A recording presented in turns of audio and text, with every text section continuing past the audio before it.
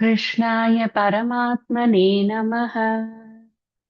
ஸ்ரீமத் பகவத்கீதை 9வது அத்தியாயம் ராஜவித்யா ராஜகுஹ்ய யோகம் அப்படிங்கிற தலைப்பின் கீழே பகவான் ஸ்ரீகிருஷ்ணர் அர்ஜுனனுக்கு இந்த பிறவியிலேயே இப்பொழுதே இந்த உடலுடன் கூடியிருக்கக்கூடிய இந்த ஜீவனானது தான் முக்தன்தான் அப்படிங்கிறத புரிஞ்சுக்கக்கூடிய ஒரு நல்ல அறிவை கொடுப்பதற்காக அந்த அறிவினுடைய பெருமைகளை முதல்ல இந்த அத்தியாயத்துல எடுத்து சொல்வதற்காக ஆரம்பிக்கிறார். இந்த அறிவை புதுசா கொடுக்கல, இந்த அறிவை ஏற்கனவே ஜீவன் அப்படிங்கிற அந்த துவம்பத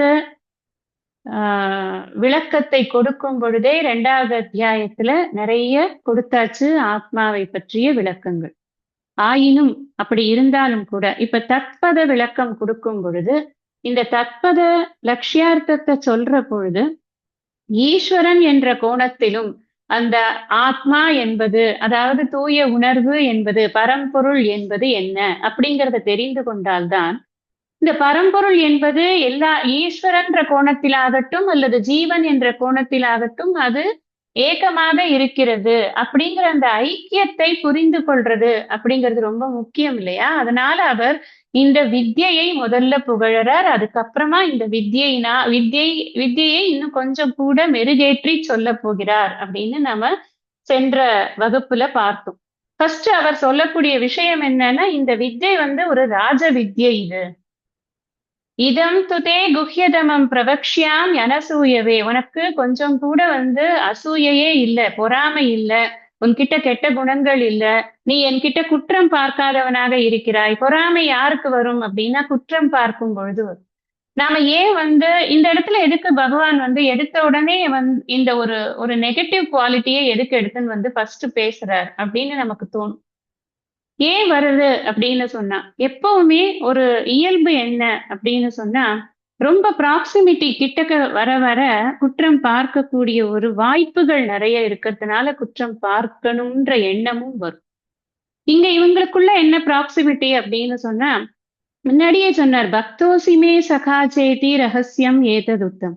இங்க இந்த இந்த இதை நீ எனக்கு பக்தனாக இருக்க, அது மாத்திரம் இல்ல, நீ எனக்கு சகாவாக இருக்கு. நீ சகாவா இருக்கிறதுனால மட்டும் உனக்கு நான் இதை சொல்லலப்பா, நீ பக்தனா இருக்கிறதுனால உனக்கு இதை சொல்றேன்னு அந்த சகாங்கிறத குவாலிஃபை பண்ணி பக்தன் அப்படிங்கிறதுனால சொல்றேன்னு சொன்ன. அப்ப பக்தனா இருக்கிறது அப்படிங்கிறது, சகாவா இருக்கும்போது எப்படி பக்தனாகவும் இருக்க முடியும்? பிராக்டிக்கலி இது ரொம்ப டிஃபிகல்ட். நீ என்னன்னு கூப்பிடுறது, வாடா போடான்னு கூப்பிட்டு இருந்தவன என்னன்னு கூப்பிடுறது? இப்ப எனக்கு திடீர்னு அவன் மேல ஒரு மதிப்பு ஏற்படுறது. அந்த மதிப்பை என்னால அசிமுலேஷனுக்கு கொண்டு வரவே முடியல. நேத்து வரைக்கும் கோலி விளையாடி கொண்டிருந்த நம்மளுடைய சகாதானே, அந்த அந்த பருவத்திலிருந்து தெரிந்த சகாதானேன்னு ஒரு லீவரேஜ் எடுக்கிறதுக்கு என்னால முடியல. எனக்கு இப்ப திடீர்னு மனசுல அவ்வளவு ஒரு பெரிய இது ஏற்படுறது. இது பாசிட்டிவா இருந்ததுன்னா மரியாதையாக மாறும். அதுவே நெகட்டிவ் குவாலிட்டிஸ் இருந்ததுன்னா என்ன ஆகும்? நம்மளோட சேர்ந்து ஆட்டம் போட்டுட்டு இருந்தவன் இப்ப இவன் பெரிய குருவா இவன் சொல்றானா அதை நம்ம கேட்கணும் அப்படிங்கிற ஒரு நெகட்டிவ் இது குவாலிட்டி மைண்ட்ல என்டர் ஆகும். அதனாலதான் இங்க சொல்றாரு அவர், ரொம்ப நீ என்கிட்ட பிரியத்தோட இருக்கிறது மாத்திரம் இல்ல, பக்தனாக இருக்கிறது மாத்திரம் இல்ல, என் மீது நீ பொறாமை இல்லாமல் இருக்கிறாய். அது ஒரு முக்கியமான குவாலிஃபிகேஷன். ஏன்னா நமக்கு வாழ்க்கையில யார் குருவா வருவானே தெரியாது. நம்ம ஃப்ரெண்டே நமக்கு குருவா வந்துட்டாங்கன்னு வச்சுக்கோங்களேன். அப்ப நம்ம என்ன பண்றது? நமக்கு இது வரைக்கும் நம்ம அவங்களோட நிறைய விஷயங்களை பேசி சிரிச்சிருப்போம், விளையாடி இருப்போம், எல்லாம் பண்ணிருப்போம். ஆனா அந்த குருங்கிற ஸ்தானத்துல இருந்து அவங்க ஒரு விஷயத்த சொல்லும் பொழுது அதை நாம பவ்யமா கேட்டுக்கிறதுங்கிறது எல்லாருக்கும் உடனே வந்துடாது. ஒரு தேர்ட் பர்சனுக்கு அது ஈஸி. இவங்க என்னோட குரு அப்படின்னு சொல்றது ஈஸி. இவங்க என்னோட ஃப்ரெண்ட் ஆஸ் வெல் அஸ் குரு அப்படின்னு சொல்றது இட்ஸ் வெரி டிஃபிகல்ட். அது ரொம்ப கஷ்டம். அப்ப எது வேணும், முக்கியமான குவாலிட்டி எது வேணும் அப்படின்னு சொன்னா, அவனுக்கு பொறாமை இருக்கக்கூடாது. ஐயோ இவனுக்கு எல்லாம் தெரிஞ்சு போயிடுது, நம்மளுக்கும் இவனுக்கும் ஒரே வயசு தானே. அதுதான் இங்க இவங்க 2 பேருக்கும் இருக்கிற பிரச்சனை. அவனுக்கு இவருக்கும் ஒரே வயசு. இந்த ஒரே வயசுல இருக்கக்கூடியவர்களுக்கு ஒரே விதமான அனுபவங்களோடு வளர்ந்து கொண்டிருக்க ஒரு ஃப்ரெண்டு மாதிரி ஜாலியா இதே 11வது அத்தியாயத்துல அவன் அழகா எக்ஸ்பிரஸ் பண்ணுவான், ஒரு ஸ்தோத்திரம் பண்ணுவான். அந்த அர்ஜுனன் இந்த விஸ்வரூபத்தை காமிச்சு முடிச்சதுக்கு அப்புறமா அவனுக்கு அப்படியே வந்து கதி கலங்கி போயிடும். இப்படியா நீ அப்படின்னு கதி கலங்கி போயிடும். அதுக்கப்புறம் ஒரு ஸ்தோத்திரம் பண்ணும் பொழுது அந்த ஸ்தோத்திரத்துல அவன் வந்து சொல்லுவான், உன்னை நான் ரொம்ப கிண்டல் அடிச்சிருக்கேன், நிறைய விளையாடிருக்கேன் உன்னோட, ஜஸ்ட் லைக் தட் உன்னோட பழகியிருக்கேன், உனக்கு உனக்கு உனக்கு வந்து நான் ரொம்ப தோள் மேல கை போட்டுன்னு இருக்கிற அளவு ஒரு ஃப்ரெண்ட்லியா ரொம்ப ஈஸியா உன்னை எடுத்துட்டு இருக்கேன். அதுக்கெல்லாம் என்ன மன்னிச்சுடு கிருஷ்ணா ப்ளீஸ். நான் வந்து தெரியவே தெரியாது எனக்கு, நீ இப்படிப்பட்டவன் எனக்கு தெரியவே தெரியாது, இப்பதான் தெரிஞ்சுக்கிறேன் அப்படின்னு அங்க ரொம்ப அழகா இருக்கும். அர்ஜுனனுடைய ஸ்தோத்திரம் இருக்கு இல்லையா, அது ரொம்ப அழகா இருக்கும். ஏன்னா அது உண்மையான உள்ள கிடக்கை. அவனுக்கு கொஞ்சம் கூட அவனுக்கு அசூயையே கிடையாதுங்கிறத அங்க ப்ரூவ் பண்ணிடுவான். இந்த வார்த்தையை அங்க ப்ரூவ் பண்ணுவாங்க. அதனாலதான் பகவான் சொல்றார், நீ எனக்கு வந்து உனக்கு ஏன் சொல்றேன் தெரியுமா, இவ்வளவு ரகசியமா இருக்கிறது, ரகசியத்துல பரம ரகசியமா இருக்கிறது, ரகசியங்களில் எல்லாம் சிறந்ததாக இருக்கிறது, அதை எடுத்துட்டு வந்து உனக்கு சொல்றேன்னா உனக்கு மனசுல வந்து கொஞ்சம் கூட கெட்ட குணங்களே இல்லை.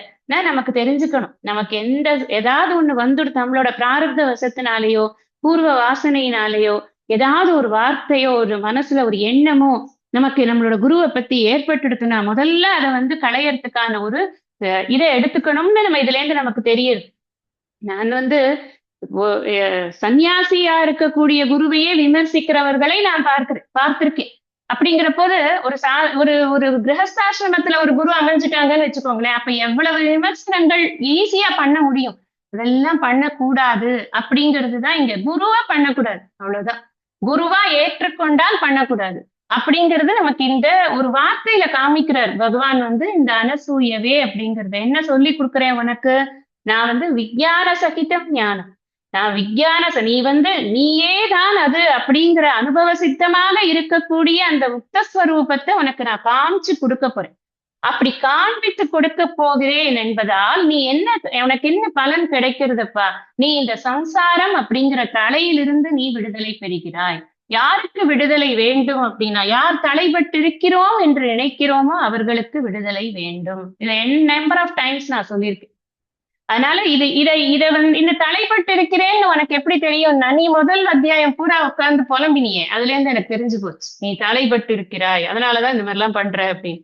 நீ காண்டீவம் ஸ்ரம்சத்தே ஹஸ்தா தொச்சைவ பரிதக்கியத்தே எல்லாம் இல்லைன்னா வரவே வராது. எடு வில்ல தொடு அம்பர் போட்டுட்டே இருப்ப, நீ பண்ணவே இல்லை. நீ போட்ட கீழே எல்லாத்தையும் என்னால பண்ண முடியாது, நிமித்தானிச்ச பசியாமி எல்லாம் நீ இல்லாத கதையெல்லாம் பேசின நீ, அதனால எனக்கு நீ வந்து இந்த சம்சாரத்திற்குள் உழன்று கொண்டிருக்கிறாய், அதுல இருந்து நீ வெளியில வந்துடுவ. இந்த விஷயம் உனக்கு நல்லா புரிஞ்சதுன்னா அதுல இருந்து நீ வெளியில வந்துடுவ. அடுத்தது சொன்னார், இது இது வித்தைகளிலேயே ராஜ வித்தை. இங்க யோசிச்சு பாருங்க, இந்த வித்தை எதை சொல்லி கொடுக்கறது, என்னை எனக்கு சொல்லி கொடுக்குது. எனக்கு ஏதோ ஒரு பரோட்சமான ஒரு விஷயத்தை பத்தி எனக்கு சொல்லி கொடுக்கறது அப்படின்னா அந்த விஷயம் வந்து எனக்கு சில சமயம் வேண்டிருக்கும், சில சமயம் வேண்டிருக்க. ஆனா என்ன எனக்கு எப்பவுமே வேணும், பிடிக்கும். என்ன பிடிக்காத ஒரு நிமிஷம்னு ஒண்ணு கிடையவே கிடையாது. நான் எனக்கு பரம துக்கமா இருக்கும்போது கூட, பரம துக்கியா இருக்கிற என்ன கூட எனக்கு பிடிக்கும். நீங்க என்னன்னு இல்ல, எனக்குதான், எனக்குங்கிறது இல்ல. ஒரு எறும்பை எடுத்து பாருங்க, ஒரு எறும்பு போயிட்டு இருக்கு, எதையோ வந்துட்டு ஒரு ஆகாரத்தை எடுத்துக்கொண்டு அந்த எறும்பு போய்கொண்டிருக்கிறது. அதுக்கு முன்னாடி அது ஒரு தடை பண்ணி பாருங்க, ஒரு கிச்சியை வச்சு அந்த இடத்துல போகக்கூடாது நீ அப்படின்னு ஒரு தடை பண்ணி பாருங்க. அதுக்கு பிடிக்காது, அது உடனே டைவர்ட் பண்ணி வேற இடம் பார்த்து அது போயிடும். அதுக்கு வந்து தன்னை தடை பண்ணுவது அப்படிங்கிறது பிடிக்கிறது இல்லை. சோ அது ஏன் பிடிக்கிறது இல்லை அப்படின்னா, என்ன எனக்கு பிடிக்குங்கிறது எல்லா ஜீவனுக்கும் காமன். அப்ப அந்த உன்னை ரொம்ப யார வந்து ஒருத்தருக்கு ரொம்ப பிடிக்கும் அப்படின்னா தன்னைத்தான் ரொம்ப பிடிக்கும். Self love is uncultivated love அப்படின்னு சொல்லுவார் பரமார்த்தர். அப்ப அந்த அன்கல்டிவேட்டட் லவ் இருக்கிற நான் யார் உண்மையிலேயே அப்படின்னு எனக்கு சொல்லி கொடுக்கறதுங்கிறது இருக்கிற நான் கத்துக்கிற விஷயத்திலேயே அதுதானே வசந்த விஷயம். அதுதானே எனக்கு முக்கியமா தெரிஞ்சுக்கணும். நான் யார் யாரையோ பத்தி தெரிஞ்சுக்கிறேன், யார் யார் பயோகிராபி எல்லாம் படிச்சேன், யார் யார் ஆட்டோபயோகிராபி எல்லாம் படிச்சு, அவர் எப்படி இருந்தார், இவர் எப்படி இருந்தார், அவர் சரித்திரம் என்ன, அவர் என்ன சாதிச்சார், அவர் என்ன கண்டுபிடிச்சார், நல்லா நான் தெரிஞ்சுக்கிறத காட்டிலும் நான் யாருங்கிறத தெரிஞ்சுக்கிறது எத்தனை முக்கியமா இருக்கு எனக்கு. அது எனக்கு தெரிஞ்சாச்சு அப்படின்னு சொன்னா எனக்கு எனக்கு இருக்கக்கூடிய பல விதமான பிரச்சனைகள் எனக்கு போகும் இல்லையா. அதனால அதுதானே எனக்கு விடுதலையை தரக்கூடியதாக இருக்கும் அப்படிங்கிறதுனால அது ராஜவித்யை. ராஜவித்யைக்கு நம்ம நிறைய விளக்கங்கள் பார்த்தாச்சு, அடிஷ்னலா இதை சேர்த்துக்கோங்க. அதனால இந்த வித்தை வந்து இருக்கிறதுலயே வசந்த வித்யாக இது இருக்கிறது. அதே மாதிரி இது ராஜகுஹ்யம், இது ரொம்ப ரொம்ப ரகசியமா இருக்கு, ஒளிர்ந்து கொண்டிருக்கக்கூடிய உன்னையே அது உனக்கு வெளிப்படுத்தி காட்டுகிறதுனால அது உண்மையிலேயே முக்கியமானதாக இருக்கிறது. இருக்கிற பவித்திரம் பண்ணக்கூடிய பொருட்கள்லயே இதுதான் பவித்திரமாக இருக்கிறது. ஏன்னா இது எந்த விதமான அழுக்கும் இல்லாம மிச்சம் மீதியே இல்லாம இந்த பிறவியை முடிப்பதற்கான ஒரு வாய்ப்பை உனக்கு கொடுக்கிறது. அப்பேற்பட்ட ஒரு அறிவை உனக்கு கொடுக்கிறது. அதனால இது பவித்திரம், உத்தமம் பவித்திரம் அப்படின்னு சொன்னார். உடனே தெரிஞ்சுக்க முடியும். இப்பவே தெரிஞ்சுக்க முடியும். இங்கேயே பிரத்யக்ஷமா நீ பந்தப்படாதவன் அப்படிங்கிறது உடனே புரிந்து கொள்ள முடியும். அதுக்கு தடை ஏதாவது இருக்கிறது அப்படின்னா, என் பாத்திரம் சரியில்லையே தவிர பொருள்ல பிரச்சனை கிடையாது. வஸ்துல ஒரு பிரச்சனையும் கிடையாது. நல்ல இந்த ஒரிஜினல் நாட்டு மாடு அப்படின்னு சொல்றாங்கன்னு வச்சுக்கோங்களேன். இந்த ஒரிஜினல் நாட்டு மாடு பால்ங்கிறது பசும் பால் அவ்வளவு சத்து மிக்கது. இந்தாங்கன்னு யாரோ கொடுக்குறாங்க. நான் கொண்டு போய் காய்ச்சறேன். காய்ச்சும் போது என்னுடைய பாத்திரம் சரியா இருந்தா தானே அந்த பாலினுடைய சுவையை நான் அனுபவிக்க முடியும். பாத்திரம் சரியா தேய்ச்சி வைக்காத பாத்திரமா இருந்தா, அழுக்கு பாத்திரமா இருந்தா அதுல நான் பாலை காய்ச்சினா பால் திரிஞ்சு போச்சுன்னா பால்ல குறையா பாத்திரத்துல குறையா? பாத்திரத்துலதான். அதனாலதான் இங்க என்ன சொல்றார்? சுசுக்கம் ரொம்ப ஈஸி. எப்போ ஈஸி? எப்போ என் பாத்திரம் சரியா இருக்கோ அப்ப ஈஸி. எப்போ நாட்டு பசும்பால் டேஸ்டியா இருக்கும்னா நீ ஒழுங்கான பாத்திரத்துல காய்ச்சினியானா அந்த டேஸ்ட் உனக்கு இல்லாட்டியானா அது தெரியாதுதான். அது வீணா போன பாலாதான் போகும். அதே மாதிரிதான் இந்த வித்தை ரொம்ப ரொம்ப சுலபம் தான். எப்போனா உன்னை தயார் பண்ணி கொண்டு அந்த வித்தியை நீ கற்றுக்கொண்டாய் என்று சொன்னால் அப்பொழுது அது மிக மிக சுலபம். என் மனசுல இல்லாத ஊர்ல இருக்கிற எல்லா டர்ட்டையும் போட்டு நான் என் மனச எவ்வளவு முடியுமோ அவ்வளவு அழுக்கு பண்ணி வச்சிருக்கேன் அப்படின்னா அப்ப இந்த மனசுக்கு எல்லாமே எட்டாததா தான் இருக்கும். அதுக்கும் இதுக்கும் சம்பந்தம் இல்லாததா இருக்கும். குரு ஏதோ சொல்லுவார், நான் ஏதோ யோசிச்சுட்டு இருப்பேன். இல்ல நம்ம அடுத்த கிளாஸ்ல பாத்துக்கலாம் விடு அப்படின்னு விட்டுருவேன். அப்புறம் திருப்பி அடுத்த கிளாஸ் கேட்பேன். அடுத்த கிளாஸ் போன கிளாஸே புரியாததுனால இந்த கிளாஸும் புரியாது.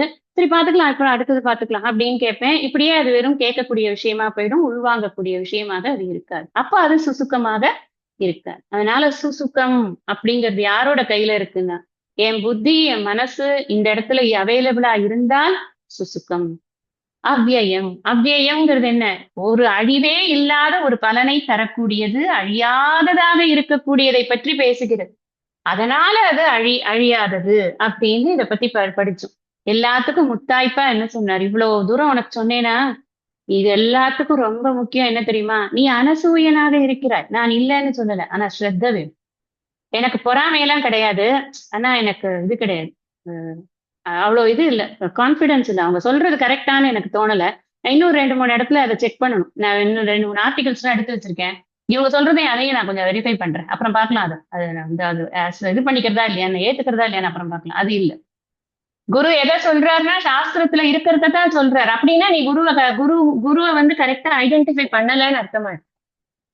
குரு ஐடென்டிஃபை பண்ணியாச்சு, சரணாகதி பண்ணியாச்சுன்னா குரு சாஸ்திரத்தை சொல்றாருன்னா அந்த சாஸ்திரத்துல எனக்கு நன்மைதான் இருக்கிறது, நல்லதைத்தான் சாஸ்திரம் சொல்கிறது அப்படிங்கிற சாஸ்திரத்தின் மேல இருக்கக்கூடிய ஸ்ரத்தா பக்தி, ஈஸ்வரன் மேல இருக்கக்கூடிய ஸ்ரத்தா பக்தி, குரு மேல இருக்கக்கூடிய ஸ்ரத்தா பக்தி, இதெல்லாம் தான் முக்கியமான ஒரு விஷயமா இருக்கு. இந்த ஞானம் நமக்கு பலப்படுவதற்கு முக்கியமான விஷயமாக இதெல்லாம் இருக்கு அப்படின்னு நம்ம அதனாலதான் சரியான சம்பிரதாயத்துல இருக்கக்கூடிய குருட்ட போய் படிக்கணும்னு எல்லாம் ஏன் சொல்றோம் அப்படின்னா, இந்த ஸ்ரத்தையெல்லாம் வளரணும்னா நமக்கு முதல்ல அதெல்லாம் வேணும். நல்ல சம்பிரதாயம்னு நமக்கு தெரிஞ்சதுனாதான் ஸ்ரத்தையே முதல்ல ஆரம்பிக்கும். ஃபர்ஸ்ட் டைம் நம்ம போய் ஒண்ணு கேட்கணும்னு நினைக்கிறோம்னா கூட அது நமக்கு அது என்ன விதமான ஒரு சம்பிரதாயத்துல வந்திருக்காங்க, சம்ஸ்காரமாக இருக்கிறார்களா, அதெல்லாம் பார்த்தா தான் நமக்கு அந்த ஸ்ரத்த டெவலப் ஆகும். அந்த ஸ்ரத்த ஒன்ஸ் டெவலப் ஆயிடுச்சுன்னா நோ லுக்கிங் பேக். அப்படியே அதுல போய்கொண்டே இருக்க வேண்டியதுதான். ஆனா அப்படி இல்லை அப்படின்னா என்ன அவனுக்கு நஷ்டம்? ஸ்ரத்த இல்லைன்னா என்ன நஷ்டம் அப்படிங்கறதான் இங்க 3வது ஸ்லோகத்துல நம்ம பார்த்தோம். ஆனா மாம் அப்பிராப்பிய, அவ்வளவுதான். அவனுக்கு என்னை அடையவே மாட்டான். இங்க என்னைங்கிறது என்ன? அறிவை பெற மாட்டான். தன்னை பற்றிய அறிவை அவன் பெறமாட்டான். என்னைன்னு பகவான் சொல்லும் பொழுது அந்த தூய உணர்வோடு தன்னை ஐடென்டிஃபை பண்ணி கொண்டு சொல்கிறார். அவன் கிருஷ்ணனா யாருன்னே தெரிஞ்சுக்க மாட்டான். அவனுக்கு பீதாம்பரதாரிய தெரியாது, அவனுக்கு முரளிதரனை தெரியாது. அப்படிலாம் இல்ல. அதெல்லாம் நம்ம படத்தை பார்த்தா தெரியுது. அது இல்ல. அந்த முரளிதரனுக்குள்ள இருக்கக்கூடிய அதற்கு ஆதார பொருளை பத்தி அவனுக்கு தெரியாதுன்னு அர்த்தமாயிடும். அப்ப அவன் அது தெரியல அப்படின்னு அடையிறதுங்கிறது என்ன? அறிவை பெறுவது. அவன் மாம் அப்பிராப்பிய அப்படின்னு சொன்ன. சரி அது சரி பரவாயில்ல, மாம் அப்பிராப்பிய தெரியலன்னா என்ன இப்போ பரவாயில்ல இருந்துட்டு போ, அப்படி வைக்க முடியாது. ரெண்டாவது ஒண்ணு சொல்லிட்டார், மிருத்யு சம்சார வர்த்மனி நிவர்த்தந்தே. என்ன பண்றான் அவன்? அந்த இடத்துல சொன்னேன், மிருத்யு யுக்த சம்சார வர்த்மனின்னு நீங்க புரிஞ்சுக்கோங்க. மிருத்யு யுக்தன்னு எதுக்கு அதை சேர்க்க சொல்றீங்கன்னா, மரணத்தோடு கூடிய அப்படின்னாக்க எல்லா விதமான கஷ்டங்களும் சேர்த்து மரண பரியந்தம் ஒரு மனுஷனுக்கு என்னென்னலாம் கஷ்டங்கள் இருக்கோ எல்லா விதமான கஷ்டங்களையும் அனுபவிப்பான், இந்த சம்சாரத்துல அனுபவிப்பான். அதுக்காக சாபம் விடுறார் அப்படின்னு அர்த்தம் இல்ல. இது நீ கஷ்டப்படு அப்படின்னு அர்த்தம். அவன் கஷ்டப்பட்டு இருக்கான் ஏற்கனவே. ஏன்னா அவனுக்கு தெரியல, அவன் பந்தப்பட வேண்டியதே இல்லைன்னு அவனுக்கு தெரியல. அவன் அந்த கஷ்டத்துல இருக்கான். ஏற்கனவே அதுல இருக்கிறதுனால கண்டினியூ பண்ணுவான், அவ்வளவுதான். அவனுக்கு என்ன வேணும் அதுல இருந்து? மோக்ஷியசே சுபாத். அதுல இருந்து மோக்ஷியசே அசுபாத். அசுபத்திலிருந்து அவன் வெளியில வரணும். அப்ப வெளியில வரணும்னா என்ன பண்ணணும்? நான் சொல்றத ஸ்ரத்தையோட எத்தனையும் நம்ம ஏற்கனவே படிச்சிருக்கோம். இப்ப நாம இன்னைக்கு 4வது 5வது ஸ்லோகங்களை படிக்கணும்.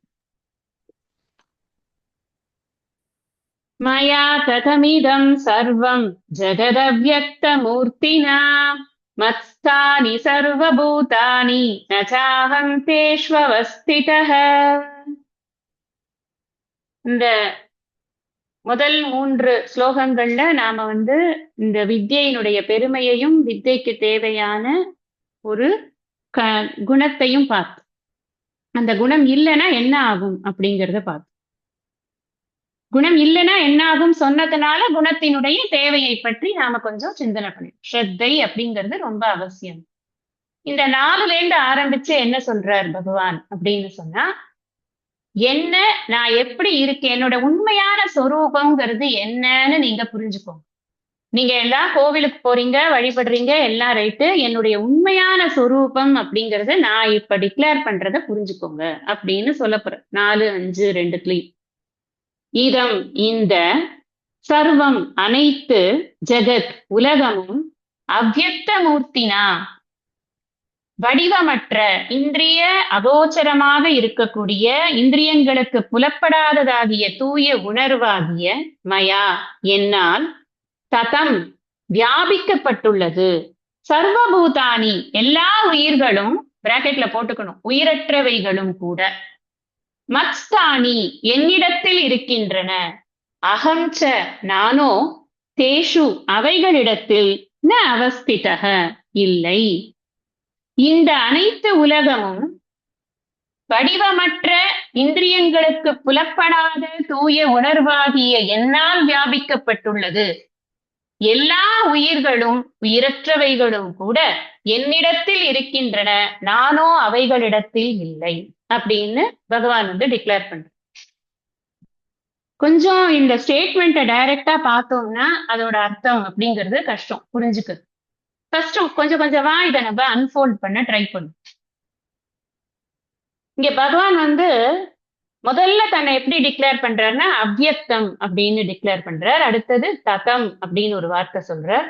அப்புறம் மத்ஸ்தானி, அதே சமயத்துல நச்சாகம் தேஷ் அவஸ்திதக அப்படின்னு சொல்றார். இப்ப 3 விஷயத்தை இந்த இதுல எடுத்து வைக்கிற. ஃபர்ஸ்ட் இதுல வியாபிக்கிறது அப்படின்னா என்ன, இந்த வியாபகம் அப்படின்னா என்ன அர்த்தம்? இப்ப நாம எல்லாரும் அவங்கவங்க வீட்டுல ஒரு ரூம்ல இருக்கோம். நான் இந்த ரூம்ல இருக்கேன். இந்த ரூம் முழுக்க ஆகாசம் அப்படிங்கிறது, ஸ்பேஸ் அப்படிங்கிறது இருக்கு. இந்த ரூம்ல ஸ்பேஸ் வியாபிச்சிருக்கு அப்படின்னு சொன்னா புரியறது இல்லையா மைண்டுக்கு? அதே மாதிரிதான் இந்த என்டையர் கிரியேஷன்லயும் இந்த உணர்வானது, தூய உணர்வானது வியாபிச்சிருக்கு. அப்போ இவர் தன்னை எப்படி சொல்ற? அவ்யக்தமாக இருக்கிறேன், அனிந்திரிய கோச்சரக அப்படின்னு சொல்றது. அப்படின்னா என்ன அர்த்தம்னா, இந்திரியங்களுக்கு புலப்படாது, கட்புலனுக்கு ஆகாதது அப்படின்பர் அடிக்கடி பரிமேலர். இந்த கட்புலன்னா என்ன? கண்கள் அப்படிங்கிற புலன்களுக்கு அது எட்டக்கூடியது அல்ல, கண்ணால பார்க்கக்கூடியதாக, அது தொட்டு உணரக்கூடியதாக. இந்த நேம் அண்ட் ஃபார்ம் கிடையாது. நான் நேம் ஃபார்ம் ரெண்டும் இல்லாம எல்லா இடங்களிலும் ஆனால் நான் தான் வியாபித்து இருக்கிறேன். இதே விஷயத்தை தான் நீங்க ரெஃபரன்ஸ் எடுத்துக்கோங்க. 7வது அத்தியாயம் 4வது ஸ்லோகத்துல இருந்து ஆரம்பிச்சு நம்ம 4வது ஸ்லோகத்துல என்ன பார்த்தோம்? பூமிராப்போ நலோ வாயு கம்மனோ புத்திரேவச்ச அகங்கார இதீயம்மே பின்னா பிரகிருதி ரஷ்டதா அப்படின்னு அங்க முதல்ல அபர பிரம்மத்தை இன்ட்ரடியூஸ் பண்ணினார். அதுக்கப்புறம் என்ன பண்ணாரு, அபரேயம் அபரேயம் இதன் ஸ்வன்யாம் பிரகிருதிம் வித்திமே பராம் ஜீவபூதா மகாபாகோ ஏதம் தாரியத்தே ஜெகத்து அப்படின்னு அங்க பரா பிரகிருத்தியே இன்ட்ரடியூஸ் பண்ணார். பரா பிரகிருதி எப்படி இருக்கு, இந்த இந்த பூமி ராப்போனலோ வாயுன்னு சொல்லக்கூடிய இந்த பஞ்சபூதங்கள் எல்லாம் வெளிப்பட்ட தன்மையை உடையது. அந்த வெளிப்பட்ட தன்மையை எல்லாம் தாங்கி பிடித்து கொண்டிருக்கக்கூடிய, அதை எல்லாவற்றுக்கும் ஆதாரமாக இருக்கக்கூடியது அந்த அபரா பிரகிருதி. இதெல்லாம் நீங்க கொண்டு வந்து மைண்ட்ல இதை வச்சுட்டாதான் இந்த விஷயத்த கனெக்ட் பண்ணி புரிஞ்சுக்க முடியும். சோ 4வதுல அபரா பிரகிருதி, 5வதுல பரா பிரகிருதி. அப்புறம் என்ன சொன்னார், ஏதத்யோனீனி பூதானி சர்வாணி தியுபதாரய அகம் கிருஷ்ணஸ்ய ஜெகதஹ பிரபவ பிரளயஸ்ததா. நான் தான் இந்த உலகத்தை தோற்றத்திற்கு காரணமாக இருக்கிறேன்.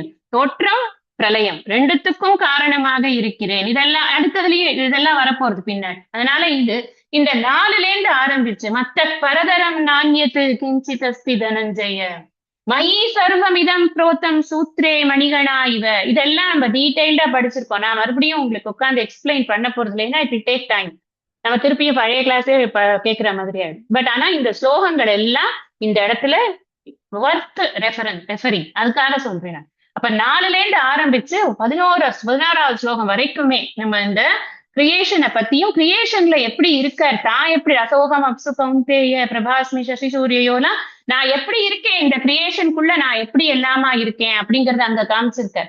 இங்க ஒரே ஒரு வார்த்தையில சொல்றார், நான் அவ்வியக்தமாக இருக்கிறேன் ஆனால் எல்லா இடங்களிலும் நிறைந்து இருக்கிறேன். எப்படி ஆகாசமானது எல்லா இடத்துலயும் நிறைஞ்சிருக்கோ. 2 உதாரணம் சொல்லக்கூடியது இந்த சாஸ்திரம் இருக்கே, அது 2 விதமாக இதை புரிய வைக்கிறதுக்கு முயற்சி பண்ணும். ஒண்ணு ஆகாசம், இன்னொன்னு பிரகாசம் அப்படின்னு 2 விஷயத்தை எடுத்துக்கும். ஆகாசம் அப்படிங்கிறது என்னன்னா ஸ்பேஸ். இந்த ஸ்பேஸ் கான்செப்டை எடுத்துக்கொண்டோம் அப்படின்னு சொன்னா, ஸ்பேஸ்ங்கிறது இல்லாம இருக்குமா எங்கேயாவது ஒரு இடத்துல? ஸ்பேஸ்ல தான் எல்லாமே இருக்கு. அது புரியுறது இல்லையா எல்லாருக்கும்? ஸ்பேஸ்ல தான் எல்லாமே இருக்குங்கிறத புரிஞ்சதுன்னா மட்டும்தான் இந்த விஷயம் நல்லா ஆழமா புரியும். நீங்க ஸ்பேஸ்ங்கிறதுக்கு ஒரு இடம் கிடையாது. ஸ்பேஸ் தான் எல்லாத்தையும் தன்னிடத்துல வச்சு கொண்டிருக்கு அப்படிங்கிறது நமக்கு புரியுது. அப்ப அதே மாதிரிதான் இந்த பிரகாசம் அப்படிங்கிறதும், பிரகாசம் எல்லா இடங்களிலும் நீக்கமர நிறைந்து இருக்கிறது. இப்போ சூரியனோட ஒளி வருது, அந்த ஒளி வரும் பொழுது இன்னிடத்துக்கு கிடையாது இன்னிடத்துக்கு உண்டு அப்படி இல்லை. அந்த இடம் வெளிப்படுத்தக்கூடியதாக இருந்தால் அந்த ஒளி வெளிப்படும்.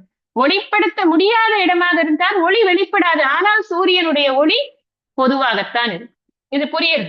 அதனால இந்த பிரகாசம் ஆகாசம்ங்கிறது எப்படி எல்லா இடங்களிலும் வியாபித்து இருக்கிறதோ, அது போல இந்த தன்னை பற்றி சொல்லும் பொழுது தன்னை தூய உணர்வு அப்படிங்கிற தன்னுடைய அந்த ஸ்வரூபத்தை சொல்லும் பொழுது பகவான் என்ன சொல்றாருன்னா, எல்லாமே நான் தான் இங்கு அனைத்துமாக இருக்கிறேன், வியாபித்து இருக்கிறேன் அப்படின்னு சொல்ற. இப்போ ஒரு நகை இருக்கு, அந்த நகை வந்து எதனால பண்ணப்பட்டிருக்கு? தங்க நகை அப்படின்னு சொல்லணும். ஏன்னா நகைன்னா இப்ப உடனே நீங்க பிளாட்டினம்னு நினைச்சிருந்து நான் தங்கம்னு நினைச்சிருந்தேன், நம்ம அதுவே நம்மளுக்கு டிஃபரன்ஸ் வந்துடக்கூடாது. தங்க நகை, இப்ப தங்க நகை அப்படின்னு எடுத்துட்டா தங்கம்னு இருக்கு இல்லையா, ஒரு பார் இருக்கு. அந்த பார்ல வந்து அத்தனை வகையான நகைகளும் அதுக்குள்ள இருக்கு. அது எல்லாமே மேனிஃபெஸ்ட் ஆகி வெளியில வந்ததுக்கு அப்புறமா ஒவ்வொன்னுலயும் தங்கம் இருக்கா இல்லையா? எல்லாத்துலயும் தங்கம்ங்கிறது இருக்கு. இப்ப அதுதான் பகவான் சொல்றார், நான் வந்து எல்லா இடங்கள்லயும் நீக்கமர நிறைந்து இருக்கிறேன். அதாவது அங்கேயும் அததான் சொன்னார், தாரியத்தே ஜெகத்து அப்படின்னு சொன்னா என்ன அர்த்தம்? நான் தான் இந்த என்டையர் கிரியேஷனுக்கும் தாரியத்தைங்கிறதே ஆதாரம்னு புரிஞ்சுக்கணும். ஆதாரமாக நான் இருக்கிறேன். இது நான் எப்படி வந்து பார்க்கறதுன்னா, எதுலதான் நான் இருக்கேன் எதுலதான் நான் இல்லை அப்படின்னு இங்க இருக்கு அங்க இல்லைன்னு சொல்லக்கூடிய அளவுக்கு பிரித்து பார்க்க வேண்டிய அளவுக்காக இல்லாமல் எல்லாமா இருக்கேன் நானு அப்படிங்கிற ஃபர்ஸ்ட் தன்னை வெளிப்படுத்தும் பொழுது அது எப்படி இருக்கேன்னா அவ்வியக்தமாக இருக்கிறேன். ஃபர்ஸ்ட் பாயிண்ட் அவ்வியக்தமாக இருக்கு. அவ்வியக்தம்னு சொன்னாலே அன்மேனிஃபெஸ்டட் ஃபார்ம் அப்படின்னு அர்த்தம். வெளிப்படாதது. வெளிப்பட்டாதான் இந்திரியங்களால பார்க்க முடியும், தொட்டு உணர முடியும். பிரம்மன் வந்து தொட்டா சாஃப்டா இருக்கும் சொல்ல முடியாது. ஏன்னா அது அது வந்து எல்லாவற்றுக்குமான இருப்பை கொடுக்கிறது. நல்லா புரிஞ்சுக்கணும் நீங்க. எல்லாவற்றுக்குமான இருப்பை கொடுக்கக்கூடியதாக இருக்கிறதுனால அதற்கு அப்படின்னு ஒரு தனித்த நேம் அண்ட் ஃபார்ம் அதுக்கு கிடையாது. அது இருப்பாக இருக்கிறது. ஏன்னா இருப்பை சார்ந்துதான் நேம்ஸ் அண்ட் ஃபார்ம்ஸ் இருக்கு. இப்ப ஒரு உதாரணத்துக்கு நான் இப்ப சொல்றேன், இது வந்து திஸ் இஸ் அ பென் அப்படின்னு சொல்றேன். அப்புறம் திஸ் இஸ் அ மெடிசின் அப்படின்னு சொல்றேன். இப்ப ஒன்னொன்னா நான் எடுத்து திஸ் இஸ்ன்னு சொல்லிட்டே இருக்கேன்னா அந்த நேமும் ஃபார்மும் மாறுமே தவிர்த்து அந்த இஸ்னஸ்ங்கிறது மாறுறது கிடையாது. இஸ்னஸ்ங்கிறது என்ன? இருப்பு தன்மை. இது ஒரு பேனா, இது ஒரு மருந்து, இப்படி சொல்லும் பொழுது அந்த இதுங்கிறது இருப்பை குறிக்கிறது இல்லையா? இது இருக்கு, பேனா இருக்கிறது, மருந்து இருக்கிறது, புத்தகம் இருக்கிறது, கண்ணாடி இருக்கிறது, எல்லாமே இருக்கிறது. இருக்கிறதுன்னு சொல்லும் பொழுது இருப்பு அப்படின்னு எது இருக்குன்னா அதுதான் அந்த தூய உணர்வு அப்படின்னு புரிஞ்சு. எல்லா விஷயத்திலையும் இருக்கிற இருப்பு அதுதான். அந்த இருப்புலதான் இந்த இருப்பவை அனைத்தும் இருக்கு. இந்த இருப்பவை என்னது? ஒவ்வொன்றுக்கும் ஒரு நேம் இருக்கு, ஒரு பெயர் இருக்கு, ஒரு வடிவம் இருக்கு. இதுக்கு வந்து பேனான்னு ஒரு பேர் இருக்கு, இதுக்கு இப்படி இருக்கணும்னு ஒரு வடிவம் இருக்கு. அதே மாதிரிதான் ஒரு ஒரு பொருளுக்கும் ஒரு ஒரு வடிவ நேம், ஒரு பெயர் இருக்கு, ஒரு வடிவம் இருக்கு. இந்த பெயரும் வடிவங்களும் அந்த இருப்பில்தான் இருக்கிறது. இந்த இருப்பு இல்லைன்னா இந்த பெயருக்கும் வடிவத்துக்கும் பிரயோஜனமே கிடையாது. அதனால அது ஒவ்வொரு பொருளுக்கும் சாஸ்திரம் சொல்றது 3 விஷயம் இருக்குன்னு. இங்க நான் அதை சொல்லல, ஆனா மென்ஷன் பண்றேன் இப்போ. எதுக்குன்னா புரிஞ்சுக்கணுங்கிறதுக்காக. நேம், ஃபார்ம், ஃபங்க்ஷன், எல்லாத்துக்கும் ஒரு நேம், ஃபார்ம், ஃபங்க்ஷன் இருக்கு. இந்த உலகத்துல இருக்கிற அவ்வளவு பொருட்களுக்கும் ஒரு ஒரு பெயர், வடிவம், செயல் 3மே இருக்கு. ஆனா அந்த எல்லாமே இருக்கிறது எதுல நிக்கிறது அப்படின்னா, எதுல இருக்கு விளங்குறது எதுல அப்படின்னா அது அந்த இருப்புலதான் விளங்குறது. ஏன்னா இந்த வெளிப்பட்டிருக்கக்கூடியது எல்லாமே ஜடம். அதுக்கு சேதனத்தன்மை, உயிர் தன்மை எது கொடுக்கிறது அப்படின்னு சொன்னா அது அந்த தூய உணர்வு தான் அந்த உயிர் தன்மையை கொடுக்கிறது. அப்படிங்கிறதுனால இது இருக்கிறதுனாலதான் அத்தனையுமே இருக்கு அப்படின்னு சாஸ்திரம் நமக்கு சொல்றது. இத இதை நம்ம புரிஞ்சுக்கிறதுக்கு ஒரு சின்ன எக்ஸாம்பிள். இந்த எக்ஸாம்பிளும் நம்ம ஏற்கனவே படிச்ச எக்ஸாம்பிள் தான். இப்ப மறுபடியும் நினைவுபடுத்துறேன். ஏன்னா இந்த எக்ஸாம்பிள நம்ம படிச்சது இதுல 2வது அத்தியாயத்துல நம்ம ஆத்மாவுடைய லட்சணங்களை படிக்கிறச்சே இதெல்லாம் படிச்சிருக்கோம். அகெயின் நம்ம இப்ப படிக்கிறோம். ஏன்னா திரும்ப கிட்டத்தட்ட அதே லட்சணங்களை தான் நாம படிக்கிறோம். எதுக்காக படிக்கிறோம்னா இதுவும் அதுவும் ஒண்ணுதான் அப்படின்னு ஈக்குவேட் பண்றதுக்காகத்தான் இப்ப படிக்கிறோம். அப்ப இங்க என்ன எக்ஸாம்பிள் நம்ம ஏற்கனவே பார்த்ததை இப்ப பார்க்க போறோம் அப்படின்னா ஒரு ஸ்கிரீன் எக்ஸாம்பிள். நம்ம முன்னாடியே சொன்னதுதான். ஸ்கிரீன்ல ஒரு படம் வந்து காட்சிப்படுத்தப்படுகிறது. காட்சிப்படுத்தப்படுகிறது இட் இஸ் வெளிப்படுத்தப்படுகிறது. அப்படின்னா என்ன அர்த்தம்? இந்த ஸ்கிரீன்ல ஒரு படம் காட்டப்படுகிறது. ஸ்கிரீன் அப்படின்னு வந்ததுன்னா இப்ப அந்த ஸ்கிரீன் வந்து அசையுமா அசையாதானா அசையாது, அது ஒரு இடத்துலதான் இருக்கு. இந்த படம் எப்படி இருக்கு அப்படின்னா அதுல நிறைய அசைவுகள் இருக்கு. ஒருத்தன் வந்து பாடுறான், ஒருத்தன் ஆடுறான், ஒருத்தன் கோவப்படுறான், ஒருத்தன் சண்டை போடுறான், ஒருத்தன் வந்து நெருப்பு வைக்கிறான், ஒருத்தன் இது பண்றான், அன்பா பேசுறான், ஒருத்தன் ஆக்ரோஷமா பேசுறான், ஒருத்தன் வந்து தண்ணியில மூழ்குறான். எல்லாமே நடக்கிறது இந்த ஸ்கிரீன்ல காட்டக்கூடிய படத்துல. அத்தனை விதமான உணர்ச்சிகளும் நடந்து எல்லாம் அசைவது அசையாதது எல்லாம் சேர்ந்துதான் அதுல இருக்கு. இங்க நம்ம இப்ப இதை எப்படி ஈக்குவேட் பண்றோம் அப்படின்னா இந்த ஸ்கிரீன் அப்படிங்கிறது தான் தூய உணர்வு. தூய உணர்வு அப்படியேதான் இருக்கு. இதுக்கு மேல காட்டக்கூடிய இந்த மூவி இருக்கே, இந்த படம் இருக்கே, இந்த படம் தான் நம்ம இந்த கிரியேஷன், இந்த ஜெகத், கிரியேஷனை தான் ஜெகத் அப்படின்னு சொல்றோம். இந்த ஜெகத் எப்படி இருக்கு அப்படின்னா ஜெகத் வந்து ஒரே வைப்ரண்டா இருக்கு. ஆனா ஸ்கிரீன் எப்படி இருக்குன்னா அப்படியே டார்மெண்டா இருக்கிற மாதிரி இருக்கு. ஒன்னும் அசைவே இல்லாம அது மாட்டுக்கு இருக்கு. இப்ப இந்த மூவி வந்து இந்த படம் வந்து ஸ்கிரீன்ல இருக்கு. ஆனா ஸ்கிரீன் வந்து படத்துல இருக்கா, மூவில இருக்கா அப்படின்னு யோசிக்குது. இதெல்லாம் யோசிக்க வேண்டிய பாயிண்ட். இப்ப நான் படம் பார்த்துட்டே இருக்கேன், படம் ஓடிட்டே இருக்கு. அதுல ஏதாவது ஸ்கிரீன் காட்டலாமா இருக்கும். ஆனா எந்த ஸ்கிரீன் இந்த படத்தை காட்டுறதோ அந்த ஸ்கிரீன் அந்த படத்துல இருக்கா அப்படின்னு பார்த்தா நான் பாக்குறது ஸ்கிரீனை இல்ல, படத்தை தான். அதனால படத்துல ஸ்கிரீன் இல்ல அப்படிங்கிறது எனக்கு புரியுது. ஸ்கிரீன் இல்லாம படம் இல்ல, ஆனா அந்த படத்துக்குள்ள ஸ்கிரீன் கிடையாது. அப்ப ஸ்கிரீன் வந்து எனக்கு படத்தை காமிக்கிறதுக்கு, படத்தை அனுபவிக்கிறதுக்கு, படத்துல வந்து எனக்கு ஏற்படக்கூடிய எக்ஸ்பீரியன்சஸ்க்காக அந்த ஸ்கிரீன் தேவையா இருக்கு. ஒருவேளை நான் ஸ்கிரீனை அப்படியே நகர்த்த சொல்லிட்டேன், நகர்த்துங்க அந்த ஸ்கிரீனை, ப்ரொஜெக்ட் பண்ணிட்டே இருக்கு படம், எங்க பாக்குறது நான்? எதுல பார்க்க முடியும்? எப்ப எனக்கு ஸ்கிரீனே இல்லையோ அப்ப என்னால படம் படம் வந்து கூட எனக்கு பிரயோஜனம் கிடையாது, நான் பார்க்கவே முடியாது. அப்போ அதை பிரயோஜனப்படுத்துறது, முன்னாடியே நான் சொல்லியிருக்கேன், இந்த உலகம் அனுபவிக்கக்கூடிய உலகமாக இருப்பது எதனால்னா அது பிரம்ம தத்துவத்தினால்தான் அப்படின்னு. அதுதான் இந்த ஸ்கிரீன்ங்கிற உதாரணத்தால நம்ம புரிஞ்சுக்கணும். இந்த ஸ்கிரீன் என்ன பண்றது அப்படின்னா, இந்த வைப்ரண்டா இருக்கக்கூடிய இந்த மூவியை எனக்கு பார்க்கறதுக்கு தகுந்த மாதிரி காமிக்கிறது. அப்ப அந்த ஸ்கிரீனோடைய ரோல் பிளே என்ன? அது வந்து இன்சிக்னிபிகண்டா சிக்னிபிகண்டா அப்படின்னு கேட்டா ரொம்ப ரொம்ப முக்கியமானது இல்லையா? இப்போ நம்ம சினிமாக்கு போறோம், சாரிங்க நீங்க வந்து இப்ப 1000 ரூபாய் கொடுத்து டிக்கெட் வாங்கிருக்கலாம், அது வந்து உங்களுக்கு பிடிச்ச மூவியா கூட இருக்கலாம், ஆனா ஸ்கிரீன் கீஞ்ச் பெற்று இன்னைக்கு கிடையாது படம் சொன்னா எவ்வளவு கடுப்பா இருக்கும். மெனக்கெட்டு அங்கேருந்து கிளம்பி இவ்வளவு தூரம் டிராவல் பண்ணி எல்லாம் கோடிச்சு கோடிச்சு கிளம்பி போய் எல்லாருமா குடும்பத்தோட சினிமா பார்க்கலாம்னு போய் உட்காந்தாக்க ஸ்கிரீன் இல்ல, அதனால படம் காட்ட முடியுது. சோ எது முக்கியம்? படம் முக்கியமா ஸ்கிரீன் முக்கியமான்னு பார்க்கும்போது நமக்கு என்ஜாய்மெண்ட்டுக்கு படம் முக்கியமா தெரியறது. ஆனா அந்த என்ஜாய்மெண்ட் வரதே எதனாலன்னா ஸ்கிரீன்னாலதான். உங்களுக்கு புரியுறது இல்லையா? அப்போ இந்த ஸ்கிரீன் அப்படிங்கிறது நம்ம எதோட ஈக்குவேட் பண்றோம் இங்க? ஸ்கிரீன் தான் தூய உணர்வு, பிரம்மன். இந்த படம் தான் ஜெகத்து, இந்த உலகம். இந்த ஸ்கிரீன் வந்து படமே ஓடலனால அது மாட்டுக்கு இருக்கு. எனக்கு படம் ஓடினாதான் நான் வந்து இருப்பேன், இல்லைன்னா நான் என்ன சுருக்கிக்குவேன் அப்படின்னு அது சுருக்கிறது கிடையாது. அதுக்கு அந்த அந்த மாதிரி அது தன்னை வந்து இது பண்றது இல்லை. அது எப்பவுமே இருந்து கொண்டே இருக்கு. இதுக்கு எதுக்கு சொல்றேன்னா, இந்த ஜெகத் கிரியேஷன் வந்து மேனிஃபெஸ்ட் ஆகலைனாலும் பிரம்மன் இருந்து கொண்டே இருக்கிறது. அதனாலதான் அத நித்தியம், காலாதீத்தம். இந்த இந்த பதங்களுக்கெல்லாம் அர்த்தம் நேரட்டா அர்த்தத்தை சொன்னா புரியறது கஷ்டம். அதனால பல வகையான உதாரணங்களை வச்சு வச்சு இந்த அர்த்தங்களை நம்ம ஒரு மாதிரி மனசுக்கு கொண்டு வர வைக்கும் போதுதான் இது புரியுது. ஓகே, இது இது இந்த இந்த கிரியேஷன் இருந்தாலும் சரி இல்லைனாலும் சரி இது அப்படியேதான் இருக்கு, அதுல எந்த மாற்றமும் இல்லை.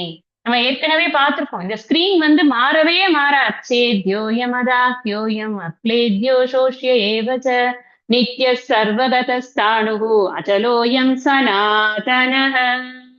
எங்க படிச்சோம்? 2வது அத்தியாயம். இப்ப என்ன இது அங்கேயும் இதே எக்ஸாம்பிள் தான் சொல்லியிருப்பேன். இது மாத்திரத்துக்கு என்ன இருக்கு? ஆனா இந்த இந்த இதுல மூவில வரக்கூடிய நெருப்பு இந்த ஸ்கிரீனை எரிக்குமானா எரிக்கிறது இல்லை. அதேதான் மூவில வரக்கூடிய வெட்டு இந்த ஸ்கிரீனை வெட்டுமானா வெட்டுறது இல்லை. நானா போய் அந்த ஸ்கிரீன்ல பிளேடு போட்டா தானே ஒழிய மூவினால அந்த ஸ்கிரீனுக்கு ஒண்ணும் ஆகுறது இல்லை. ஏன்னா அந்த எக்ஸாம்பிள்ல நம்ம இது ஒரு கேள்வி வந்துரும். இதெல்லாம் வந்து உபமானா ஏகதேசகன்னு சொல்லியிருக்கேன் ஏற்கனவே நான். Just see the example, see the situation. அந்த இடத்துல அந்த சிச்சுவேஷனுக்கு புரிஞ்சுக்கோங்க. அப்படிதான் நம்ம புரிஞ்சுக்கணும் ஒரு எக்ஸாம்பிள். அப்ப இந்த ஸ்கிரீன் எப்படி இருக்கு அப்படின்னா, இந்த மூவியே இல்லைன்னா கூட even without the movie screen part existence principle அப்படிங்கிறதுக்காக சொல்றது. எக்ஸிஸ்டன்ஸ் வந்து எப்பவுமே இருந்து கொண்டே இருக்கு. அந்த இருப்பு தத்துவம், இருப்பது உண்மை, சாரி இருப்பே உண்மை, இருப்பதெல்லாம் இருப்பினால்தான் இருப்பதாக தோன்றுகிறது அப்படின்னு நாம புரிஞ்சுக்கணும். இதான் இங்க முக்கியமான தத்துவம். இருப்புங்கிறது இல்லைன்னா இருப்பதுங்கிறது இருக்காது. எதுல இருக்கும்? அந்த இருப்பதெல்லாம் எதுல இருக்கும்? இப்ப ஸ்கிரீன் மூவி அந்த விட்டுறாதீங்க, அது இல்லைன்னா புரிஞ்சுக்க முடியாது. இத நமக்கு எப்படி ரிலேட் பண்றோம் அப்படின்னு கேட்டா, ஸ்கிரீன் மூவின்னு சொன்னா புரிஞ்சு விடுறது. எனக்கு அந்த ஸ்கிரீனும் மூவியும் புரியுதுங்க. நான் வந்து சினிமாக்கு போனா ஸ்கிரீன் இல்லைன்னா பார்க்க முடியாது, அதான் அது கரெக்ட், அது புரியுது, ஓகே ஃபைன். இப்ப என்னன்னா இதை நமக்கு எப்படி ரிலேட் பண்றோம்? நாம ஒவ்வொருத்தரும் ஒரு மூவி கிரியேட் பண்ணிட்டு இருக்கோம்.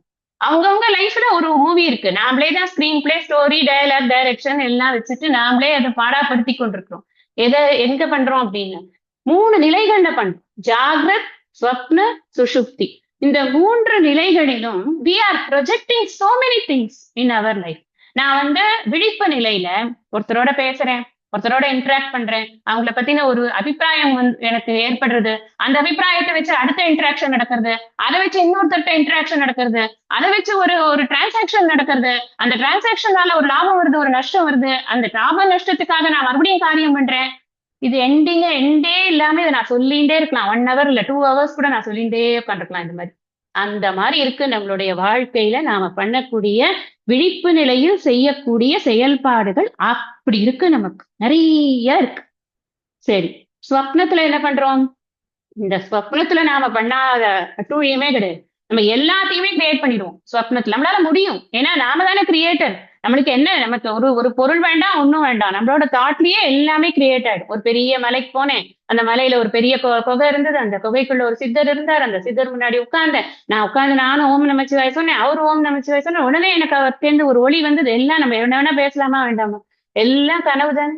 கனவுல நானே ப்ரொஜெக்ட் பண்றேன். நான் நல்லதா சொல்றேன் உங்களுக்கு. நான் கனவுல என்ன வேணா ப்ரொஜெக்ட் பண்ணலாம். சரி, நம்ம திங்க் பண்றோம், சத்சங்கமா உட்காந்துருக்கோம், நம்ம அனாவசியத்தை திங்க் பண்ணக்கூடாதுன்னு நான் நல்ல விஷயமா சொல்றேன். அவ்வளவுதான் விஷயமே தவிர என்ன வேணாலும் பண்ணலாம். அப்போ இந்த இது இருக்கு இல்லையா, இந்த கனவுங்கிற ப்ரொஜெக்ஷன்ல நிறைய டிரான்சாக்ஷன்ஸ். இந்த மூவி எப்படியோ அப்படிதான். மூவில எப்படி நிறைய விஷயங்கள் வந்து போய்க்கொண்டே இருக்கிறதோ அந்த மாதிரி நான் ஜாகிரத்துல ஏகப்பட்டது பண்றேன், சொப்னத்துல ஏகப்பட்டது பண்றேன். சுஷுப்தியில கூட ஒரு சட்டலான ஒரு அளவுல ஒரு சத்துவம் வந்து கொஞ்சோண்டு உக்காண்டு இருக்கிறதுனாலதான் அது ரொம்ப சட்டில். அதை வந்து இன்எக்ஸ்பிளைனபிள் சட்டிலிட்டி அது. அது இருக்கிறதுனாலதான் நாம முழிச்சுன்றதுக்கு அப்புறம் நல்லா தூங்கினேன்பான்னு நம்ம சொல்றோம் இல்லையா. அது நமக்கு கிடைக்கிறது. சாஸ்திரம் வந்து ரொம்ப ஆழமா அந்த விஷயத்தை பத்தி பேசும். அப்படிங்கறது அங்கேயும் ஏதோ ஒரு குட்டியூண்டு டிரான்சாக்ஷன் நமக்கு இருக்கு. Without any hindrance to the sleep ஒரு டிரான்சாக்ஷன் நடக்குது. இத்தனையும் நடக்கிறது எங்க? இதுக்கெல்லாம் ஸ்கிரீன் எது? நான் இத்தனை அந்த மூவியே சொன்ன உடனே நமக்கு புரியுது. மூவி வந்துடுத்து, ஸ்கிரீன்ல போட்டாச்சு, பார்த்தாச்சு. ஸ்கிரீன் தனி, மூவி தனி தெரிஞ்சு போயிடுது. ஸ்கிரீனுக்கும் மூவிக்கும் என்ன கனெக்ஷன்னா, ஸ்கிரீன் தான் மூவிய நம்ம பாக்குறதுக்கு அதுதான் காரணமா இருக்கு அப்படிங்கிற வரைக்கும் நமக்கு புரிஞ்சு போயிடும். சரி, ரைட். இப்ப எனக்கு என்னுடைய இந்த ஜாகிரத், ஸ்வப்னம், சுஷுப்தி இதெல்லாம் நான் எதன் மேல வந்து காமிக்கிறேன் அப்படின்னு சொன்னா, இதெல்லாமே இந்த தூய உணர்வு தான் ஸ்கிரீன். எனக்கு தூய உணர்வு தான் ஸ்கிரீன். நான் என்னோட எக்ஸிஸ்டன்ஸ்க்கும் என்னோட இருப்புக்கும், அந்த இருப்பினால் நான் செய்யக்கூடிய செயல்களுக்கும், அதுபோல் இங்கு இருக்கக்கூடிய அனைத்தின் இருப்புக்கும், அனைத்தின் செயல்பாடுகள், அனைவரின் செயல்பாடுகள், செயலின்மைகள் எல்லாத்துக்கும் எது ஸ்கிரீன் அப்படின்னு கேட்டா, எதன் மீது அது நடக்கிறது அப்படின்னு கேட்டா, எதன் மீது அது ப்ரொஜெக்ட் பண்ணிருக்கு அப்படின்னா, அது இந்த தூய உணர்வு தான். சரி, இப்போ நம்ம என்ன பார்த்தோம்? இந்த ஸ்கிரீனும் வந்து இந்த மூவில வந்து ஒரு வெட்டுக்குத்து வந்ததுன்னா அந்த ரத்தம் அப்படியே பிழிஞ்சு அடிக்கிறது. ஆனா ஸ்கிரீன்ல முடிஞ்சு போச்சுன்னா அப்படியே தூய வெண்மை நிறமா இருக்கு. ஒண்ணுமே காணும், ஒரு கரை இல்ல, ஒண்ணு இல்ல. ஒருவேளை அப்படி இருந்ததுன்னா தினம் தோச்சு போட்டு எத்தனை ஸ்கிரீன் எடுத்து வச்சு இந்த மூவி காட்டுவான் இல்லையா. நல்ல வேளை அதெல்லாம் ஆகுது. அப்போ இந்த இந்த ஸ்கிரீன் மூவில என்ன நடக்கிறதோ அதனால ஸ்கிரீன் வந்து பாதிக்கல. இப்ப நம்ம அதை நம்ம புரிஞ்சுக்கிறோமா புரிஞ்சுக்கலையா? ஸ்கிரீன் இல்லாம மூவிய பார்க்க முடியாது. மூவி ஃபுல்லா ஸ்கிரீன் மேலதான் பாக்குறோம். ஆனா இந்த மூவில என்ன நடந்தாலும் அது ஸ்கிரீனை பாதிக்கிறதே கிடையாது. நெருப்பு வந்து பாதிக்கிறது இல்ல, வெட்டுக்குத்து பாதிக்கிறது இல்ல, தண்ணியில நினைச்சா பாதிக்கிறது இல்ல. அதுதான் அச்சேத்யோயம் அத்தியோயம் சொன்னேன் நான். அப்ப அது வந்து அது எதுனாலையும் பாதிக்கப்படாத மாதிரிதான் அந்த ஜாகிரத்துல என்ன வேணா நடக்கட்டும், சொப்னத்துல என்ன வேணா நடக்கட்டும், சுஷுப்தியில என்ன வேணா ஏன் ஜாகிரத்தும் சொப்னமும் சுஷுப்தியும் ரத்த கலரி இல்லாம இருக்கு?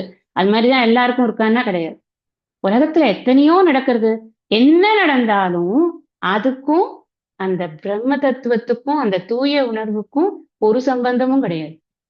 எப்படி இந்த மூவியில இருக்கிறது எதுவுமே அந்த ஸ்கிரீனை பாதிக்கிறது இல்லையோ, அதே போல இந்த மாயையினால் ஏற்படுத்தப்பட்ட இந்த உலகத்தில் நடக்கக்கூடிய யாதொரு விஷயமும் இந்த உலகத்திற்கு ஆதாரமாக இருக்கக்கூடிய தூய உணர்வை அது பாதிப்பது இல்லை.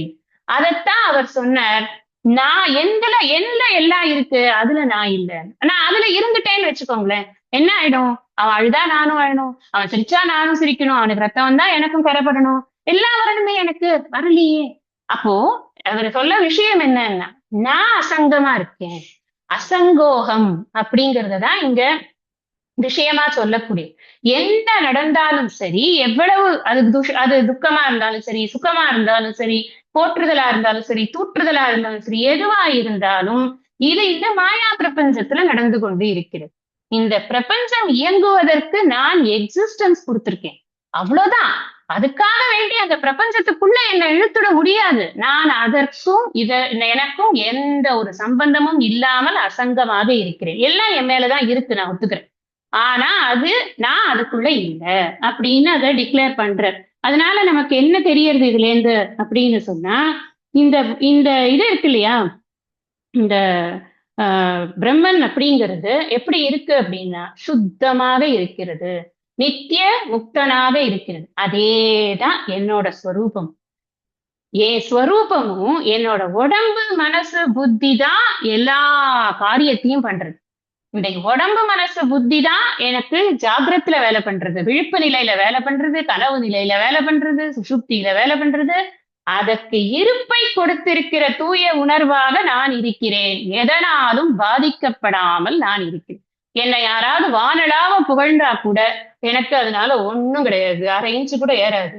ஒண்ணுமே சொல்லலையா, நீ எல்லாம் என்ன பெருசா பண்ணிட்ட அப்படின்னு வேற கேட்டாங்களா எக்ஸ்ட்ராவா 4 வார்த்தை, அது அப்பவும் ரொம்ப சந்தோஷம், நல்லதுதான். நானே என்னை திட்டிக்கணும்னு நினைச்சேன், நீ திட்டினா இன்னும் ரொம்ப சந்தோஷம் அப்படின்னு நம்ம ஜாலியா இருந்துட்டு போயிட வேண்டியதுதான். அப்படிதான் நம்மளுடைய ஸ்வரூபம்ங்கிறது எப்படி இருக்கு. இப்ப நான் உங்களுக்கு எத்தனை ஆங்கிள் சொன்னேன்.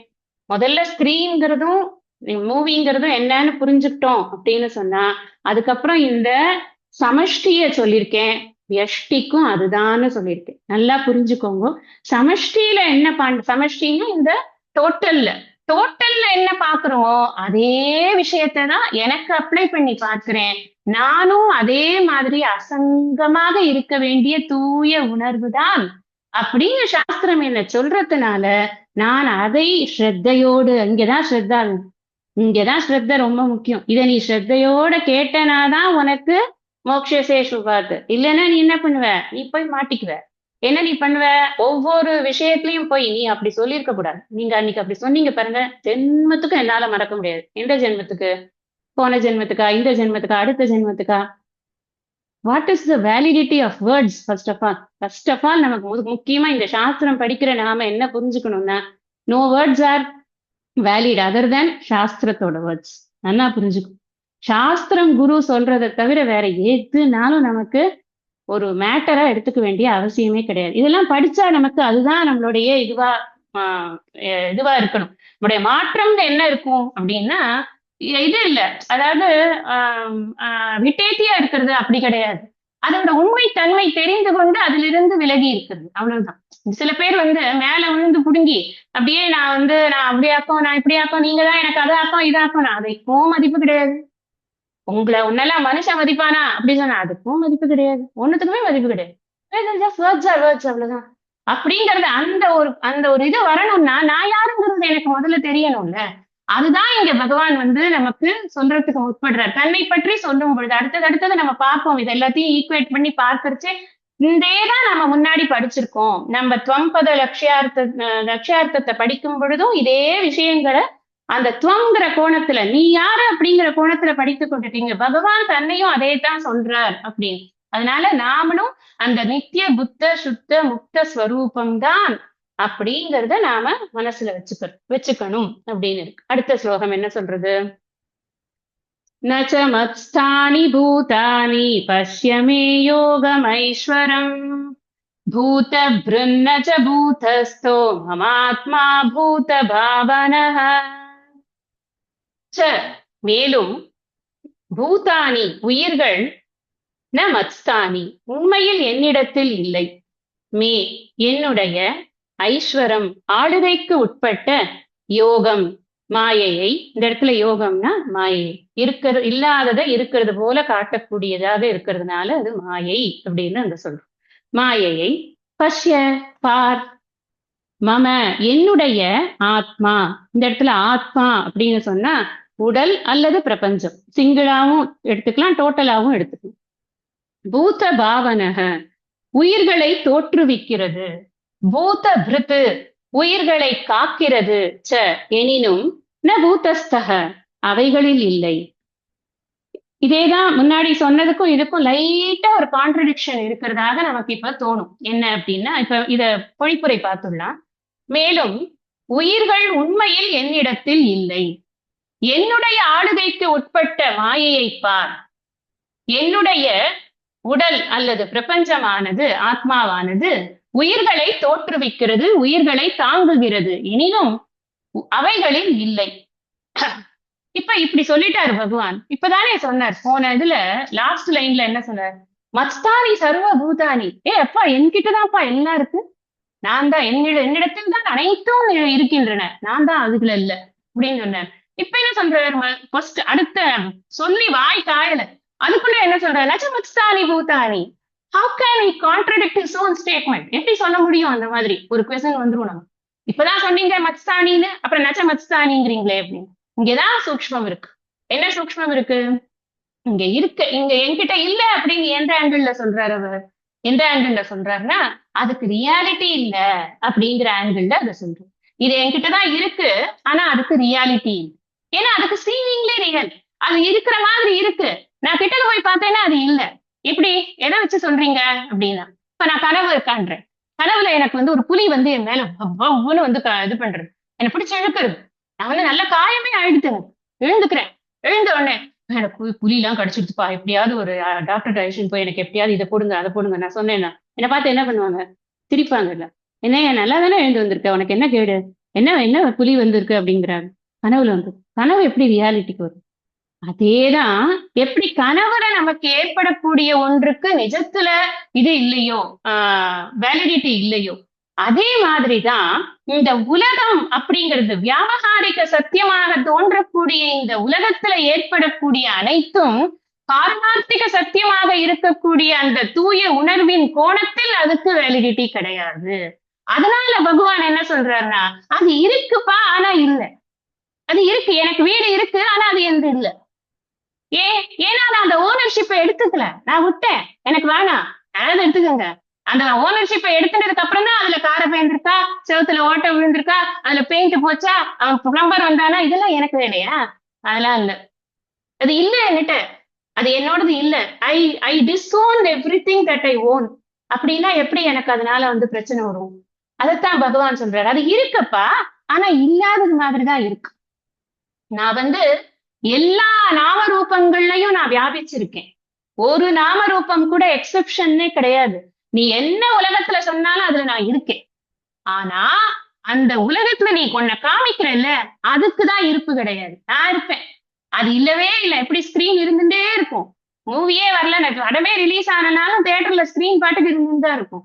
நான் இருப்பேன், ஆனா அதுதான் இல்லாம போகும். அதுக்குதான் date of manufacture, date of expiry, date of இது சிருஷ்டி, டேட் ஆஃப் லயம் அப்படிங்கிறது எதுக்கு இருக்குன்னா இந்த கிரியேஷனுக்கு இருக்கு, எனக்கு கிடையாது. நான் எப்பவும் ஒரே மாதிரிதான் இருந்து கொண்டிருக்கிறேன். அதனால அதை என்கிட்ட இருக்கு அப்படிங்கிறத உண்மையான இருப்பாக சொல்ல முடியாதே. அதனால நான் சொல்றேன் நச்சமஸ்தானி பூதானி.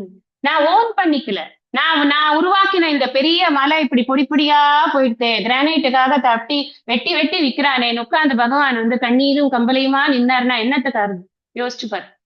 அவருக்கு அந்த ஒட்டுதல் இருந்ததுன்னா அப்புறம் அவருக்கு பற்றுக பற்றற்றான் பற்றினை பற்றுக, எதற்கு பற்றுக, பற்றை விடற்கு பற்றுக, எங்க பற்று இல்லாதவனா இருப்பாவோ? பூரா பற்றோட எப்ப பார்த்தாலும் அவன் இப்படி ஆயிட்டானே இவன் இப்படி ஆயிட்டானேன்னு பண்ணிட்டே இருந்தான்னாக்க பகவான் எப்படி இருக்கார்? அந்த அந்த அது தன்னை தூய உணர்வு என்ற கோணத்தில் பகவான் இப்படித்தான் நமக்கு காமிக்கிறார். எப்படி எங்கேயும் அசங்கமா இருக்கோ, அதுக்கு என்ன இது சொல்றாருன்னா, அதுக்கு என்ன ரீசன் சொல்றாரு அப்படின்னா, எதனால தெரியுமா அது இருக்கிற மாதிரி தெரியுது? நீ பித்துக்குழி மாதிரி அது இருக்குன்னு நினைச்சுட்டு இருக்கியா? அதெல்லாம் இல்ல.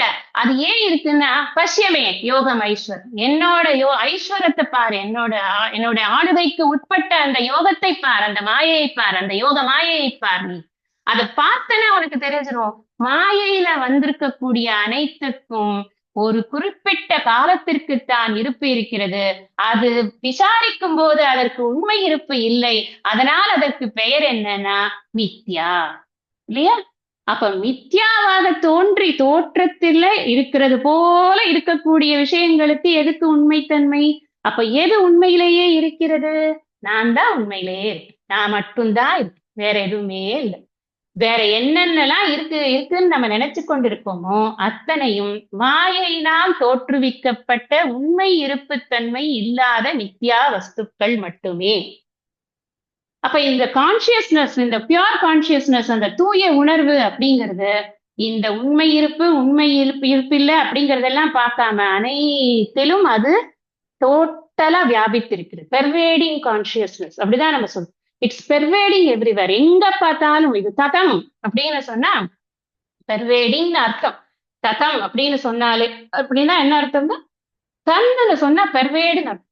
அந்த தன்னுங்கிறது தான் ததம் அப்படின்னு வருது. ஒரு வேற ஒரு இதுல ஒரு ஒரு பார்ட்டிசிபிளோ என்னமோ சொல்லுவார். அதனால அதுல வந்து அதாவது இது இங்க வியாபித்து இருக்கு.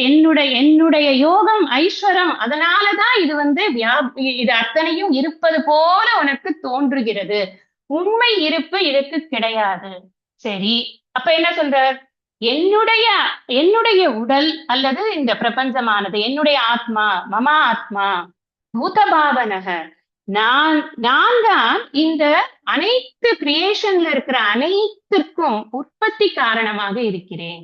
பாவனக, பாவனக அப்படின்னு சொன்னா இந்த தோற்றத்தை கொடுக்கக்கூடியது அப்படின்னு அர்த்தம். பூதன அனைத்து, உயிரும் உயிரற்றதுமாக.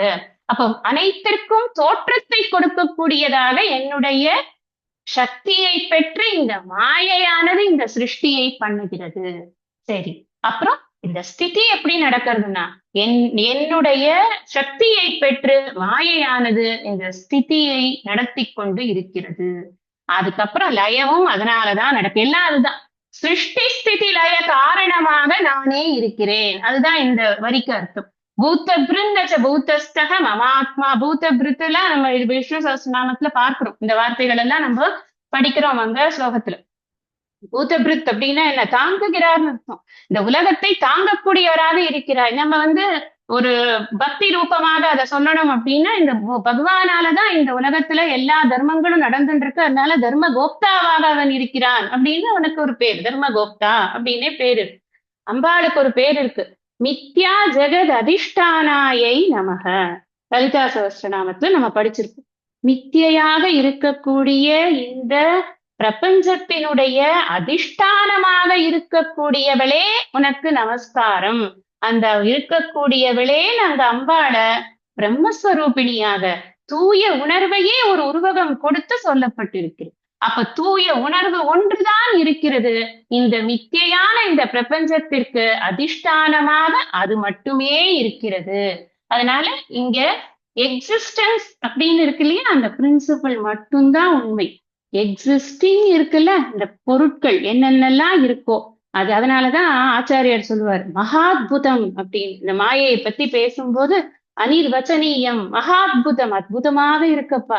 அது இருக்குன்னு சொல்ல முடியல, இல்லைன்னு சொல்ல முடியல, சத்துன்னு சொல்ல முடியல, அசத்துன்னு சொல்ல முடியல, எப்படித்தான் அதை நம்ம விவரிக்கிறதுன்னு தெரியல. அனிர்வச்சனீய மாயாவாக அது இருக்கிறது அப்படின்னு அந்த மாயையை புகழ்ந்து பேசுகிறார். மேற்கொண்டு இருக்கக்கூடிய கருத்துக்களை எல்லாம் நாம அடுத்த சத்சங்கத்துல நம்ம படிக்கலாம். இன்னைக்கு இந்த அளவுல நாம இந்த வகுப்பை நிறைவு செய்து கொள்ளலாம். ஐயனே எனதுள்ளே நின்று அனந்த ஜென்மங்களாண்ட மெய்யனே உபதேசிக்க வெளிவந்த குருவே போற்றி. உய்யவே முக்தி நல்கும் உதவிக்கோர் உதவினாயேன் செய்யுமார் ஒன்றும் காணேன் திருவடி போற்றி போற்றி. நிறைவு பிரார்த்தனை.